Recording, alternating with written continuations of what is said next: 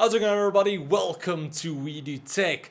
Now, every year or every second year, Nvidia and AMD brings out some new top-of-the-end gaming graphics cards, which are always nice because you'll be able to get some better, higher FPS in your games.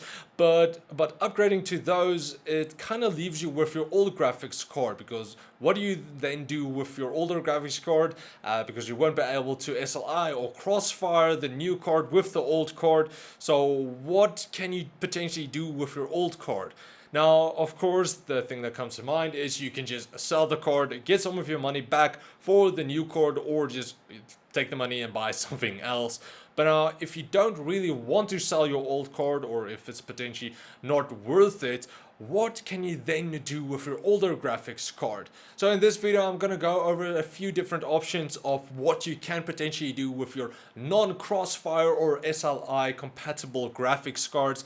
This can either be, let's say, two GTX 1060s or GTX 1080 and a GTX 980, for example, or a NVIDIA and an AMD card. So potentially, what can you do with those graphics cards and get actually some performance out of them if you don't want to sell them necessarily? So that's what I'm going to go over in this video, and we're going to check out those options right after this. Do you live in South Africa and want to get yourself some awesome new gaming products? Well, go check out Rebel Tech. They have extremely low prices and they stock all the major brands like ASUS, MSI, Gigabyte, Corsair, and many more. So go check out rebeltech.co.za to go get the products you are looking for at a low price. Okay, so the first option, just to get it out of the way, is of course to use your second GPU as a mining GPU, or just both of your cards as mining GPUs. The crypto mining craze has been going crazy this last year and a half, with everybody just jumping on crypto mining. There's a GPU shortage and all of that. So that is a potential option for you to just use your second or both of your graphics cards to mine cryptocurrencies and make yourself some extra money. But now, a lot of gamers don't really like that. They despise miners. So they would rather just use your graphics card for something else, or just rather leave the graphics card in the cupboard somewhere and just forget about the thing instead of actually mining. But now that is an option that you can use your old graphics cards, or again potentially both of your graphics cards, to make yourself some extra money, and again perhaps even buy a new graphics card. You never know. So that is something that you can look into. But also a different option that you can use your secondary graphics cards for is mostly for NVIDIA, but you can use it to run as a physics card. Now, if you don't know what physics really is, it's mostly for implementing like a ragdoll effect where the body falls on the ground and rolls around, and then also for some particle effects like fire and smoke. Or it's just where any movement and weight is kind of involved. So for instance, a few games like that is kind of like Kerbal Space Program and then also Turbo Dismount. Now, usually physics is handled by your main GPU or potentially your CPU to do all of those processing. But with a second GPU, you can actually use that NVIDIA card as the main physics rendering card, which potentially would reduce some of the processing on your main card and put that load onto your secondary card, which again is going to run all of the physics and is the physics card. But now, before you get too excited and just go buy yourself a new graphics card thinking that you're gonna get a 50% FPS increase, unfortunately it doesn't really work like that. Most games don't really support physics anyway, and if they do, you're not really gonna see that big of a FPS increase, or if any. A lot of this depends on the graphics card you're using and then also the games itself. Like I said again, most games don't really support physics. It's only more games that's optimized for NVIDIA, and then also just some of the games. Then some popular games is like the Batman series, Witcher 3, there's also some Just Cause 3 in there as well, and then a few different games. If you want to just check that, you can go onto NVIDIA's website and see some of the main games that is physics supported. But now again, just to be clear, you're not going to see that big of a performance gain. It depends on the games, it depends on the GPUs, so there's a lot of factors involved. Now, Linus Tech Tips did make a video on using a dedicated physics card as well, where they used, I think, a GTX 1080 with a 750 Ti, and they did see somewhat of increased performance, laying more of the physics onto that 750 Ti. But again, it's not really going to be worth it if you buy a new card just for that, or if you have two GTX 1070s or two GTX 1080s. You can just run those in SLI, and that would just give you much better performance anyway. And again, just to buy a new dedicated card just to run physics, it's definitely not going to be worth it. But if you do have an older card, let's say a GTX 960, and you're not using it at all for mining or anything else, you can try it, slot it in, change it to run your physics processing, and see if it will actually improve your gaming performance for you. But now the best way to find out if it's actually going to be worth for you is just to try it out yourself, depending on what hardware you have. It's not that big of a process to set up, but you won't always see that big of a performance increase, so just be mindful of that again. Then as for the third option, it's mostly towards gaming YouTubers, which records their gameplay and then upload it to YouTube later on. It's not really meant for streamers. But with OBS, you're able to use your secondary GPU as the main encoder for your videos. So you're potentially able to use your secondary graphics card to handle all of the encoding work, taking that load off your main graphics card and potentially giving you better gaming performance. Now, to be clear, just like with the physics card, you're not really going to see that big of a performance increase, if any, because NVIDIA and AMD cards do already have a separate encoding processing built into their latest gaming graphics cards. For AMD, it's pci-e, for NVIDIA, it's NVENC. So that's already built into the graphics cards. But now, even having those encoding processing built in, you will potentially see somewhat of a performance drop, but I'm talking about 2 to 5 FPS, so not really a lot.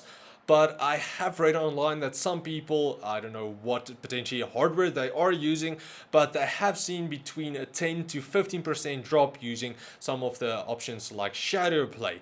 But again, I don't really know what hardware they used. It could be older hardware, but mostly for newer graphics cards, you won't really see that big of a performance drop. But this is an option that you do have to use your secondary graphics card to do all of the encoding work and adding a bit more processing power towards your main graphics card. But now again, to be clear, it's not really meant for streamers. Streamers should still use their CPUs instead of their GPUs for their encoding work. It's mostly again aimed for gaming YouTubers, which records offline their videos and then upload it to YouTube later on. Also, the best way, of course, to find out if it's worth for you is just to go try it out yourself and see if it works with your hardware that you have at the moment.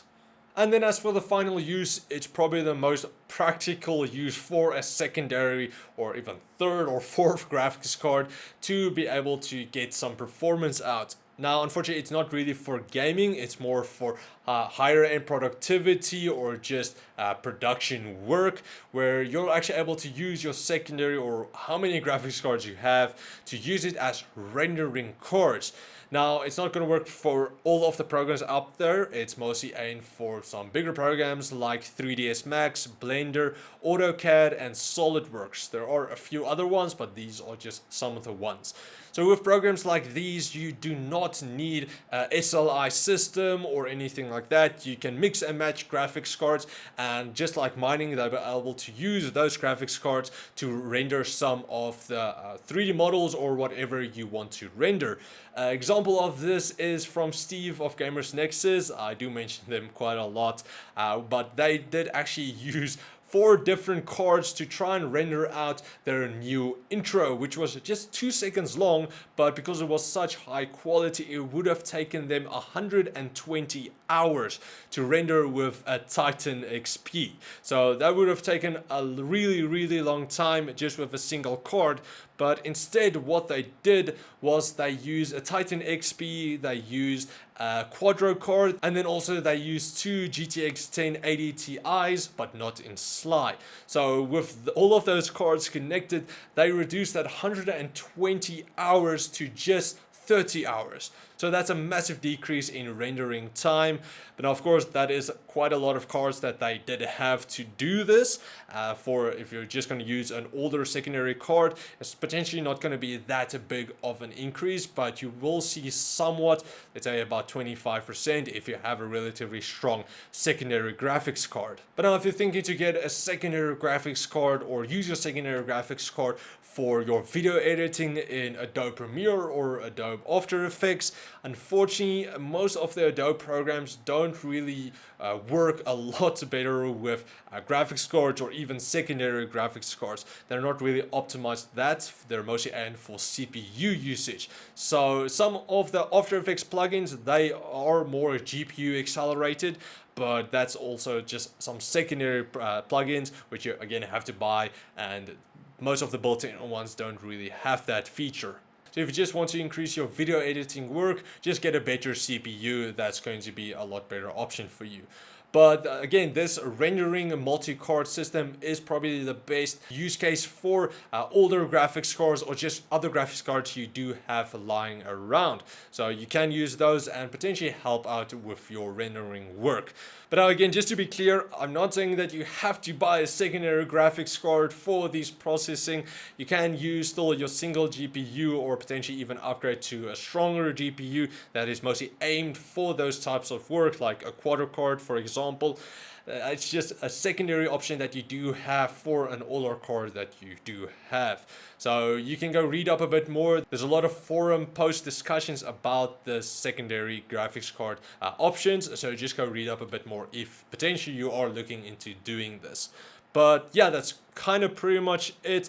I just want to share some of these options to you guys if you do have a secondary graphics card and you don't want to sell it. So you do have some options that you can use either for mining. If you want to use it for gaming, you can run it as a physics card, you can run it as a video encoding card, or just as a rendering card, which again is probably the best use case option. So that's just a few options that I potentially know of. If you guys do have more options that you can use your secondary cards for, let me know in the comments down below. That will be helpful, and just to share some of your knowledge with the other people. But anyway, thanks for watching, guys. If you do have any any suggestion for other videos you would like me to make, let me know down in the comments below. But also please like, share, comment like always, and then I shall check all of you guys next time. Cheers, guys.